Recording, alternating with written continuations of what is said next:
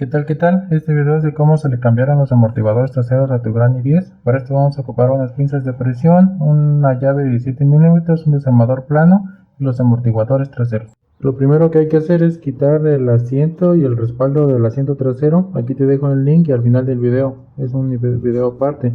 Para que puedas tener acceso aquí a este espacio, que nada más es cosa de sacarlo, se palanquea con el desarmador plano. De esta forma, para que puedas tener acceso a donde se aprietan.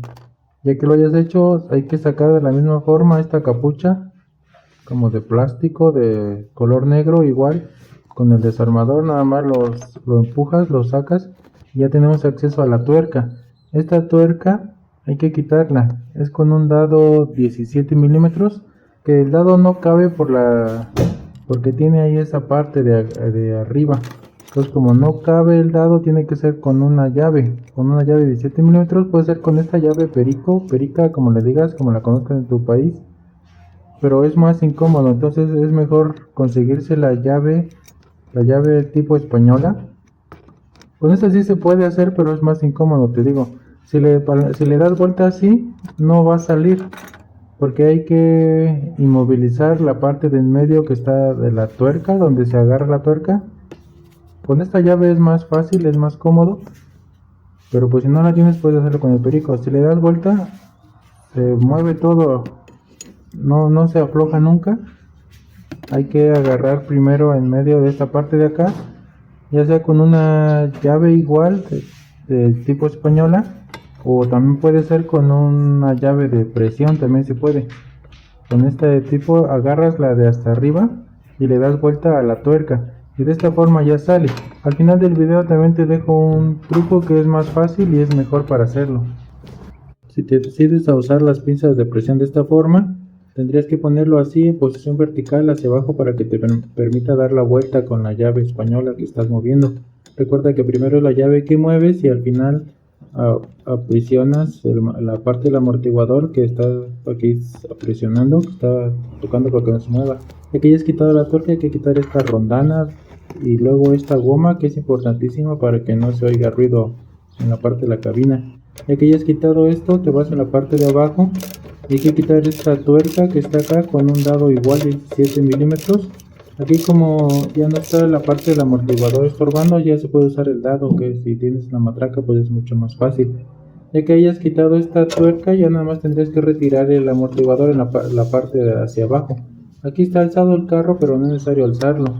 Ya después tendrías que descomponer los elementos. ¿Te acuerdas cómo están, en qué orden, para que los acomodes al final ya que lo vayas a instalar? Para saber cuándo hay que cambiar los amortiguadores es cuando apachurras el coche hacia abajo, ya no regresa bien o se queda moviendo muchas veces, o cuando gelatinea de por sí. Aquí estamos viendo cómo el nuevo sí regresa y el viejito ya no regresa nada. Entonces por eso hay que cambiarlos. No hay un kilometraje específico, ya tendrías que armarlo. Hay que armarlo como estaba. ¿Te acuerdas cómo estaba? Hay que cambiar unas gomas, hay que tener en cuenta eso. Aquí en el video no se ve, pero sí cambié estas partes, esta goma que está aquí.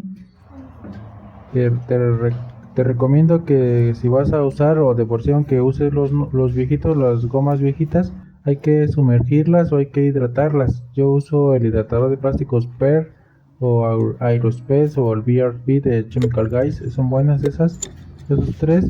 Hay que acomodar todo. Y de estas gomas de acá, una va abajo y una va adentro. Una va del lado de la llanta y otra va por dentro de la cabina. Es una y una.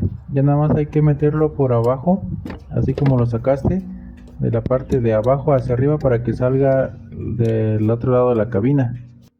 A partir de aquí ya tendrías que dejar todo como estaba.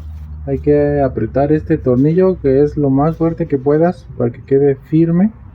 Ya hay que apretar el de arriba también. Recuerda que una goma abajo del lado de la llanta y otra goma va arriba.